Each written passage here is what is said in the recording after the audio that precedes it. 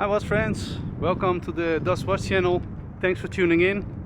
My name is Dick and today I'm wandering through the Dutch forest of Noordwijk with a Canadian watch on wrist. Beautiful watch from Canada, the Barrington Griffiths Watch Co Sandon. There's a beautiful purple dial. I hope that the camera is picking it up well. And yeah, what I'm going to try to do today is really create a green world around the watch and showcase it to you in the best possible way. So yeah, without further ado, let's roll the intro and let's check out this beautiful watch from Canada.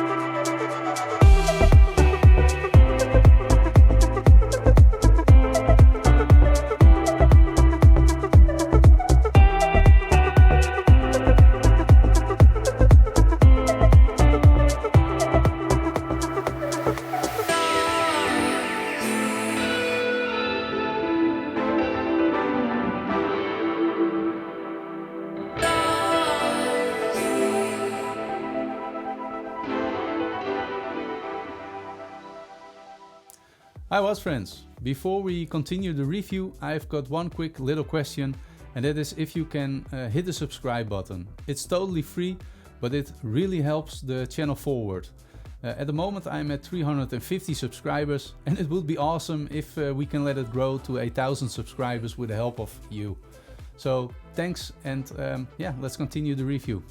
Canada is known for a lot of things like maple syrup, ice hockey, its beautiful national parks and marijuana legalization. The latter is something you would have expected from the Dutch, but they beat us to it I guess. But what Canada is not known for are their watches. So today I will try to change this a little with my review of this Canadian purple watch. The Barrington Griffiths Watch Company are making watches in Calgary, Canada since 2010 for almost 15 years now. And they did some cool stuff in the past, like with integrating a vintage Swiss movement from pocket watches from the 40s and 50s into the case of one of their watch models. In this case it was the ETA 951-953 manual wind movement from Bulova, but that is not what we have here today on the wrist. Spring is almost unveiling its true colors here in the Netherlands, and we have a watch that is very fitting with its subtle purple color that wants to unveil itself just like the colorful flowers here that are starting to bloom. In the right light, this dial changes into a beautiful dark, deep and lively purple hue of color. It makes the watch pop on the wrist, and it contrasts very well with the red stitching on the brown hornbeam leather strap and the red seconds hand. This watch brings a lot of color, but in a subtle way, and it makes the overall look very attractive and balanced. It does not have any remarkable standout features, but looking at the case, dial, strap and just the overall design, it offers a really nice package. The Sandon is a railroad-inspired watch which delivers a very legible experience. The numerals can be found on the outer and raised part of the dial, which creates some extra visual depth, which is a nice detail and also prevents the design from becoming somewhat simple or even maybe a little boring. Field watches and railroad watches sometimes can be a little boring, but these little details elevate the overall design, and that is great to see here.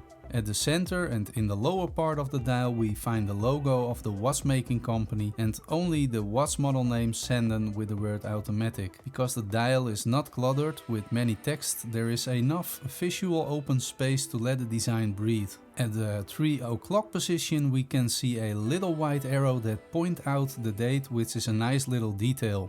Also, the date wheel is not just plain white, but it has a silvery white color, which gives it a softer contrast to the purple color of the dial, which is nice. The hands have a polished finishing, and because they are curved towards the middle, there's always one side that catches the light nicely. They are lume filled and very legible, and what I like is the little detail where the lume part of the minute hands is interrupted on top of the ring, which distinguishes the higher and lower part of the dial. The specifications on paper can't describe how well executed this dial is in my opinion, and therefore I hope that I could capture the colors well on camera, because it really looks great in real life. If we then take a look at the watch case, we find a sapphire sandwich construction, and on top of the watch we have a flat sapphire crystal with a good amount of anti-reflective coating that gave me the perfect legibility during my shoots outside. On the caseback we also have a sapphire crystal, but in this case I would have liked to see a closed caseback with a nice embossed or engraved picture that would have suited the overall railroad design of this watch. But I can imagine that it is also cool that you can look at the movement of the watch if this would be your first automatic watch. It is just all a matter of personal preference at the end of the day. The romantic thought behind this brand is that the watch case and straps are all made in-house by the Barrington Griffiths Watch Co, and the assembly and testing is done in-house. The effort that they make to produce a watch almost entirely in-house is noteworthy. For their customers, this means that the service and quality is going to be excellent. Looking at the 316L stainless steel case, the quality also reflects to the finishing, where we can see a polished slow bezel that flows over to the polished top of the case and lugs. The side of the case has a fine brushing and is nice and contrasty in comparison with the polished parts that can be found on the top of the case. At the side of the lugs we see a strap bar with screws which are holding the strap to the case. This breaks the design a little and it adds more to the tooly look that is very fitting to this railroad inspired watch.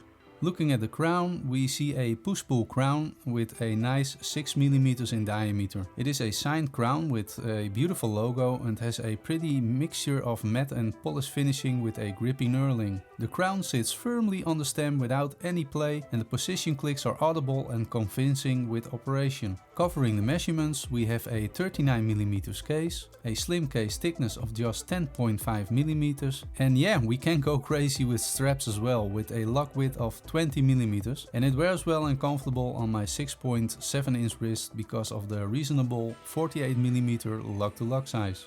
This watch is perfect to wear at any occasion, and you can dress this one up or down with, for example, some leather or NATO straps.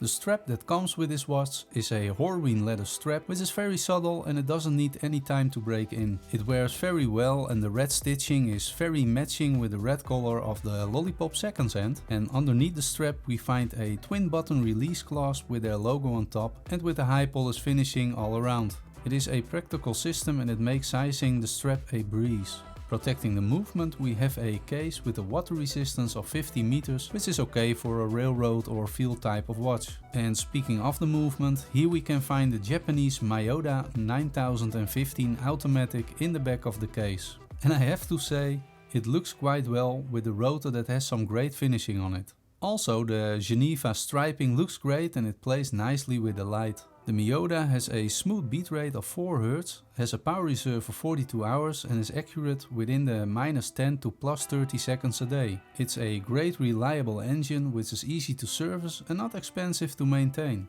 Now let's turn off the lights and take a look at the lume of the Sandon.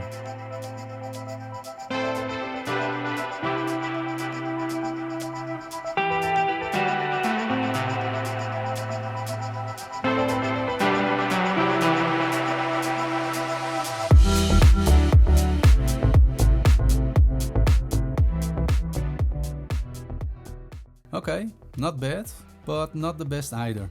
The hands are glowing very well and quite strong and long, but unfortunately the numerals and minute track are glowing strong at the start, but they fade away quickly into the darkness.